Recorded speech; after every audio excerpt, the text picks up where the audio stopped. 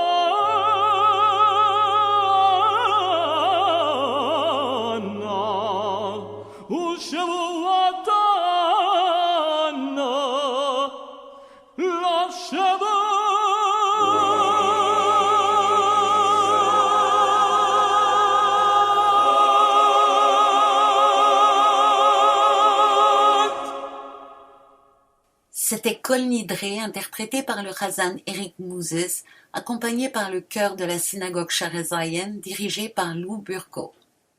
Avec les motifs musicaux du Kol Nidre bien en tête, abordons maintenant les nouvelles visions que nous propose l'album Kol Nidre de l'Institut européen des musiques juives.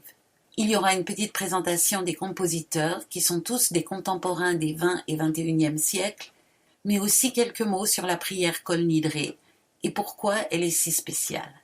D'abord, que signifie-t-elle? Il est difficile d'appréhender son sens, et je suppose que l'on doit chacun faire un effort pour lui donner un sens personnel. Déjà, il y a deux traductions.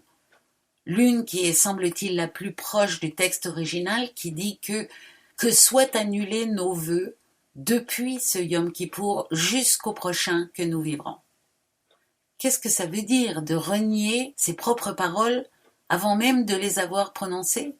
Cela a titillé nombre de rabbins, et en français, on traduit plutôt par « tous les vœux, tous les serments que nous avons prononcés sont nuls et non avenus ». Mais cela n'est pas satisfaisant non plus, car ce n'est pas le sens de la prière. Et cela a d'ailleurs permis la diffamation des Juifs en disant qu'on ne pouvait pas faire confiance à ce peuple puisqu'ils ne tiennent pas leurs paroles. De fait, il y a plusieurs rabbins qui ont voulu ôter cette prière. Et il y a des rites qui n'incluent pas cette prière, comme le rite algérien ou le rite catalan. Mais dans l'ensemble, la volonté des fidèles et leur attachement à cette mélodie l'ont emporté sur la controverse théologique. Quelle leçon d'humilité pour les rabbins! Et j'emploie ce terme justement parce que je crois que le Kol Nidre est une leçon d'humilité. Cela me dit à moi, ça n'engage que moi, que toutes les paroles, tous les moments de certitude doivent être perpétuellement questionnés. Il faut toujours essayer de vivre selon ses engagements, mais le judaïsme ouvre l'année en nous forçant à reconnaître avec humilité que nous n'y parviendrons peut-être pas toujours. Telle est la limite du pouvoir humain. On va entendre une version instrumentale de ce Kol Nidre qui me paraît particulièrement intéressante. D'abord, c'est un Kol Nidre pour guitare solo qui reprend les thèmes de la mélodie traditionnelle et les habille et les développe dans un style approprié à la guitare. C'est joué par Liat Cohen, qui est considéré comme une des meilleures guitaristes du monde à l'heure actuelle, et certainement cet enregistrement montre toute sa sensibilité et tout son talent. Ensuite, le compositeur qui a composé cette œuvre, en reprenant et en développant la mélodie traditionnelle pour la guitare, est Sid Rabinovich, un compositeur canadien, né à Brandon, au Manitoba, en 1942. Il a commencé comme professeur en sciences sociales, mais il a aussi étudié la musique aux États-Unis et à Toronto. Il vit maintenant à Winnipeg, où il compose et enseigne. Il compose beaucoup de musique à couleur religieuse juive, mais pas seulement. Et surtout, j'ai été totalement séduite par ce morceau et comment l'écriture de Rabinovich pour la guitare lui garde toute sa solennité et toute sa noblesse, alors que la guitare est un instrument intime et familier.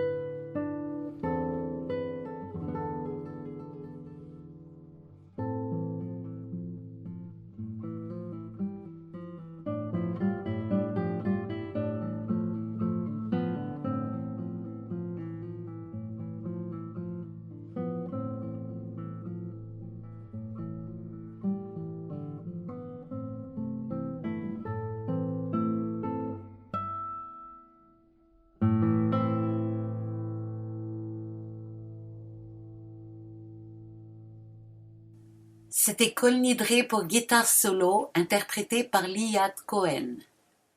Je vous ai dit que cette mélodie est spéciale, mais pourquoi? D'abord une petite précision.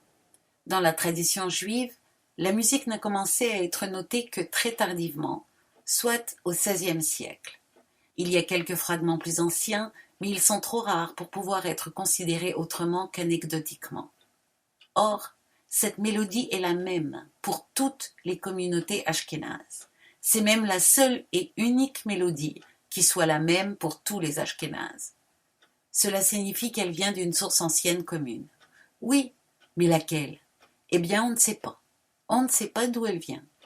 Il y a plusieurs hypothèses à ce sujet et je vais vous résumer les 4 plus importantes. La première, la plus belle mais sans doute une légende, dit que c'est une mélodie qui a été donnée à Moïse par l'Éternel lui-même sur le mont Sinaï. Il y a en fait une 50aine de motifs qu'on appelle ainsi Mi-Sinaï et qui viendraient de la plus haute source. Mais le texte lui-même ne date que du 8e siècle, au plus tôt, et on n'a de traces écrites de cette mélodie que depuis 1765. La deuxième hypothèse attribue la paternité de toutes les mélodies Mi-Sinaï au rabbin et chazan Jacob ben Moshe Halevi Meulin, qui vécut au XIVe siècle en Allemagne et surnommé le Maharil. Il a influencé considérablement la tradition ashkénaze via le Minhag Maharil, publié par un de ses disciples. C'est bien après sa mort qu'on a considéré la mélodie du Kol Nidre comme étant une mélodie Mi-Sinaï, et selon le chazan américain Sherwood Goffin, ce serait en fait une compilation de plusieurs motifs musicaux. La troisième hypothèse est que ces mélodies viennent du Moyen Âge, ce qui expliquerait la même mélodie dans le monde ashkénaze, mais développée différemment selon les traditions de Chazanout qui diffèrent entre l'Est et l'Ouest. La quatrième hypothèse voit le chant grégorien comme inspiration de base, ce serait en mode de ré, mais ce n'est pas tout à fait vrai.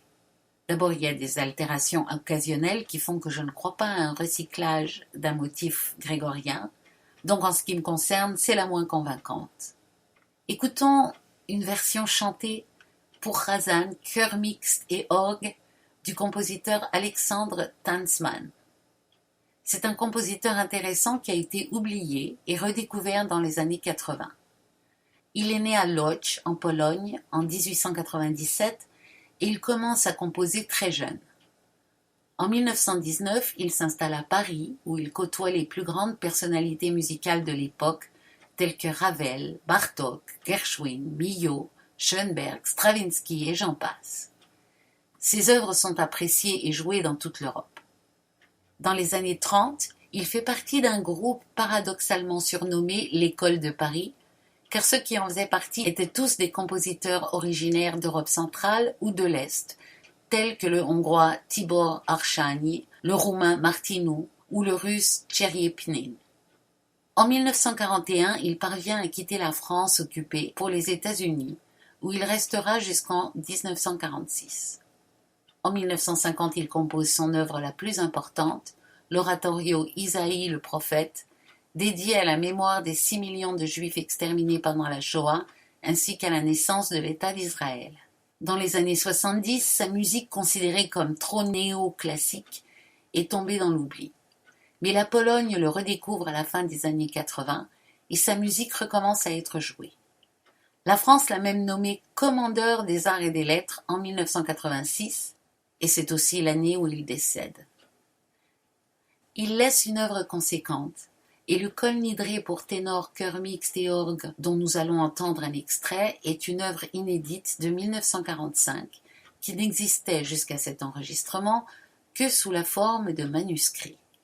Alors après une longue introduction à l'orgue où le motif traditionnel est évoqué, le chœur entre avec une mélodie nouvelle pour quelques mesures, puis le chazan reprend la mélodie traditionnelle et la gardera tout au long de la pièce en dialogue avec le chœur qui amènera des éléments nouveaux tout au long de la pièce.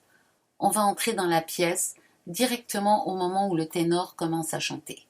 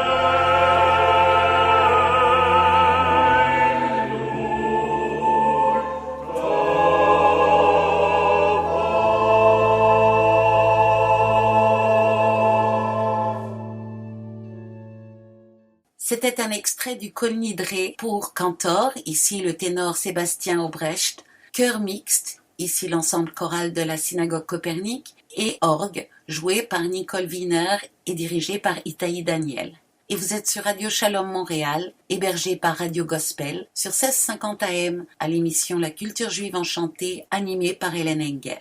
Toutes les traditions juives n'ont pas forcément les mêmes rites. Et le Kol Nidre, chez les séfarades, est très différemment investi que chez les ashkénazes, et même, comme on l'a vu plus haut, il peut être totalement absent. De plus, il se prononce Kal Nidre, car il y a des différences importantes de la prononciation de l'hébreu entre les ashkénazes et les séfarades. On rappelle pour nos amis non-juifs que séfarade signifie Espagne en hébreu. Donc les séfarades sont les juifs qui originellement venaient d'Espagne, et ensuite par extension, le terme a désigné tous les juifs du Moyen-Orient. Les ashkénazes sont les juifs originaires d'Allemagne et d'Europe centrale et de l'Est. L'hébreu est une langue qui s'écrit sans voyelle, mais il y a des traits et des points qui indiquent quelle est la voyelle à mettre. Sauf que bien entendu, on ne sait pas se mettre d'accord, alors dans le nom Kol Nidre, le petit signe est interprété comme un A par les séfarades et comme un O par les ashkénazes. Je vous propose d'entendre maintenant un Kal Nidre, donc, du compositeur Eyal Bitton, qui est auteur-compositeur et qui a écrit plusieurs comédies musicales et qui est actuellement chazan à Portland, aux États-Unis. Il est d'ascendance marocaine, mais il est né à Montréal. Il a passé sa petite enfance à Kinshasa, puis il est revenu à Montréal pour ses études, à l'école Herzliya, puis au collège Vanier et enfin McGill. Ensuite, il a vécu à Toronto une dizaine d'années avant de partir aux États-Unis. Il est très investi dans la musique chorale, car de 2008 à 2007, il était le directeur musical de la Zimriya de Toronto, qui est le festival des chorales d'enfants juives.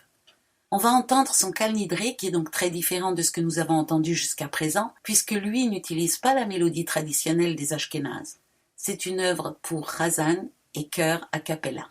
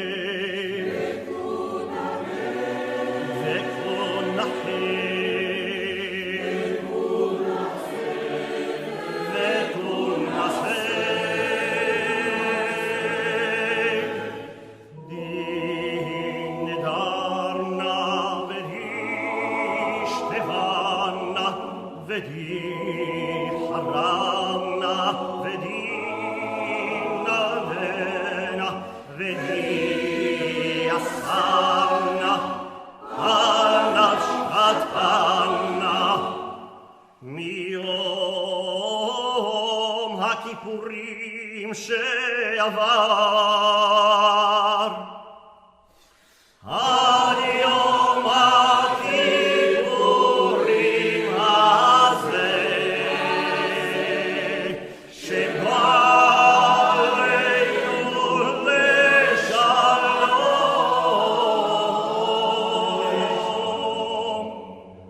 מיום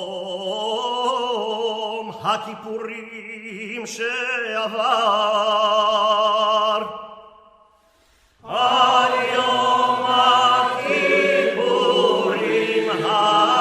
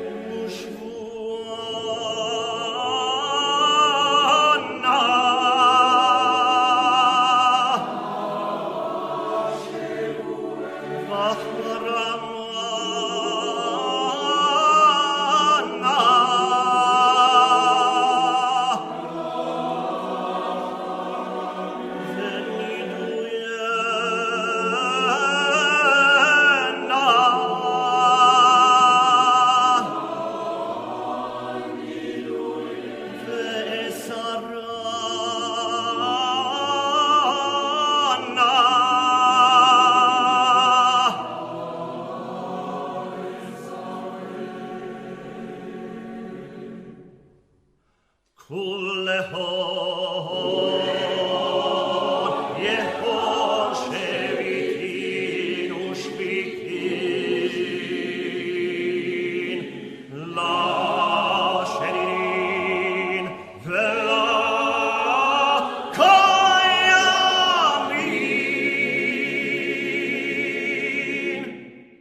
C'était Kal Nidre pour cantor et chœur a cappella, interprété par Eyal Bitton en personne pour la partie du Chazan et l'ensemble choral Copernic dirigé par Itaï Daniel.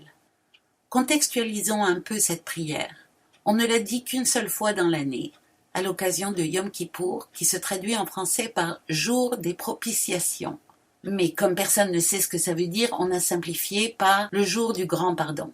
Yom, c'est jour, et Kippour, c'est propitiation, qui est un mélange de repentir, mortification, purification, bref, c'est un jour où on demande pardon. Yom Kippour arrive en septembre ou octobre selon les années, et cette année, c'est le 9 octobre, soit 9 jours exactement après le Nouvel An juif. Entre ces deux dates, traditionnellement, ce sont les jours de méditation sur l'année qui vient de passer. On réfléchit sur nos erreurs, et il est de coutume d'aller voir toutes les personnes qu'on pense avoir offensées et leur demander pardon. Yom Kippour est considéré comme le jour le plus important de l'année juive. Comme toujours avec les fêtes juives, il commence la veille, au moment du coucher de soleil, et la première prière qu'on chante est ce Kol Nidre, qui sera répété 3 fois. Et là aussi, la coutume veut que chaque répétition soit un peu plus intense que la précédente. À partir du moment où le soleil s'est couché et jusqu'au coucher du soleil du jour suivant, c'est un jeûne absolu. On ne peut ni boire ni manger. Traditionnellement, on passe toute la journée à la synagogue où il y a des prières regroupées en 5 différents offices. Et entre chaque office, pour qu'on ne soit pas tenté d'aller manger, il y a des groupes d'études et de réflexion. Alors pour illustrer cette réflexion ou méditation, je vous propose d'écouter une improvisation jazz au piano sur le thème du Kol Nidre par le pianiste français Denis Cugnot, qui est un des principaux initiateurs du renouveau de la musique klezmer en France. Très attaché à la langue yiddish, Denis s'est appliqué à créer une musique qui fait entendre le yiddish sans l'énoncer. Je vous invite à écouter attentivement et à tenter de repérer les motifs traditionnels qui surgissent au cours de cette improvisation.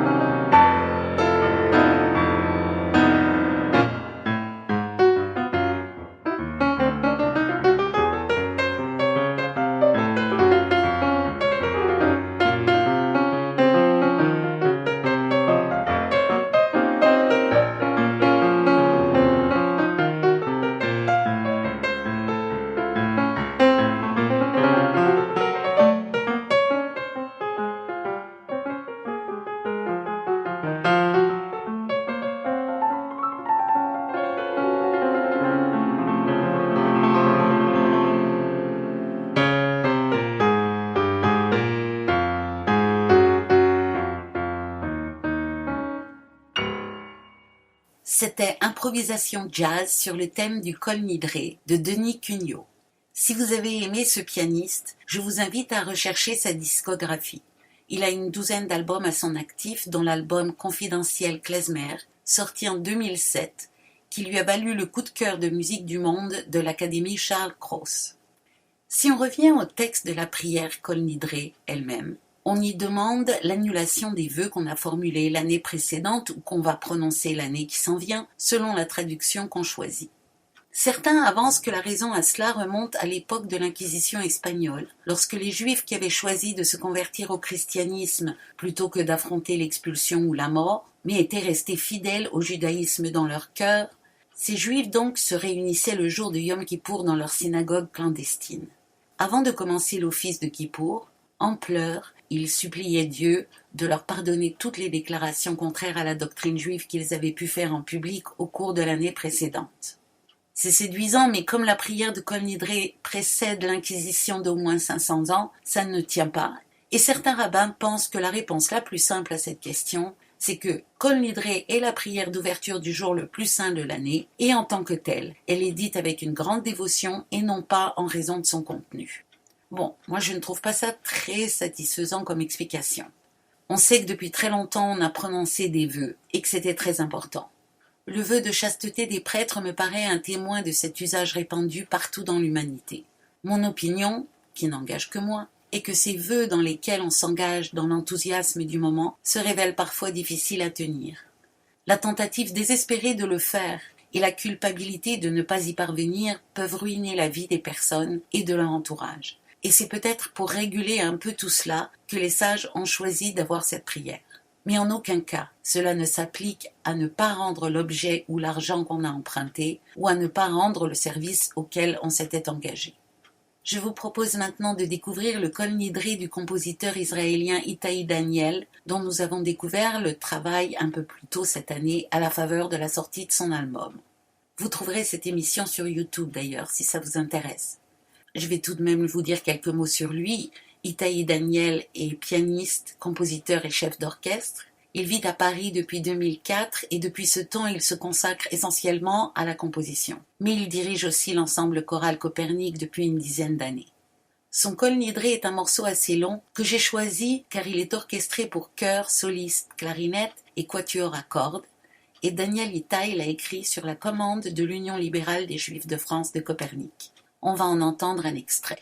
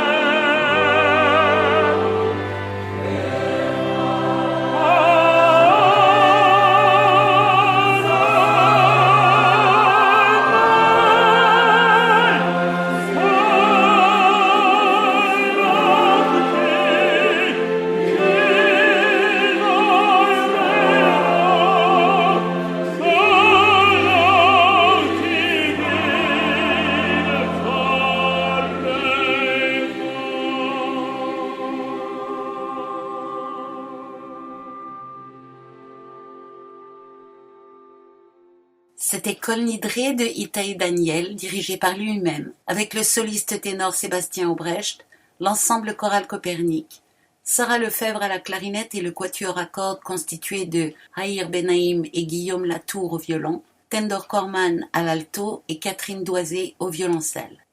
Le dernier morceau de cet album qu'on va entendre est le Kol Nidre de Joachim Stuchevski, qui est né en Ukraine en 1891 dans une famille de musiciens klezmer. Musicien depuis l'enfance, il joue d'abord dans les ensembles de son père, puis va étudier le violoncelle à Leipzig, puis Paris et Iéna, et finalement Zurich en 1914. Il joue des musiques juives et rencontre l'ethnomusicologue Joël Engel. En 1921, il s'installe à Vienne où il joue les œuvres des musiciens de la seconde école de Vienne, soit Schoenberg, Berg, Webern. Il cofonde la Société pour le développement de la musique juive et écrit dans le périodique sioniste Die Stimme des articles sur la musique juive. Après l'invasion de l'Autriche par les nazis en 1938, il émigre en Palestine où il continue à jouer de la musique classique en diverses formations. Et il écrit des articles et il voyage dans tout le pays pour collecter des airs traditionnels chassidiques. À partir de 1950, il se consacre presque exclusivement à la composition. Ses œuvres combinent les idiomes traditionnels chassidiques, ashkénazes, séfarades ou yéménites à un langage musical moderne. Je suis très curieuse d'entendre d'autres pièces de lui. Il meurt en 1982 à Tel Aviv à l'âge de 91 ans. Ce Kol Nidre est le deuxième qu'il ait écrit. La version que vous allez entendre est un peu particulière car Joachim Stuchevski l'a écrit pour piano et violoncelle et vous allez entendre un arrangement pour harpe et violoncelle écrit par le harpiste Sivan Magen, qui en est aussi l'interprète, avec Martin Bailly au violoncelle.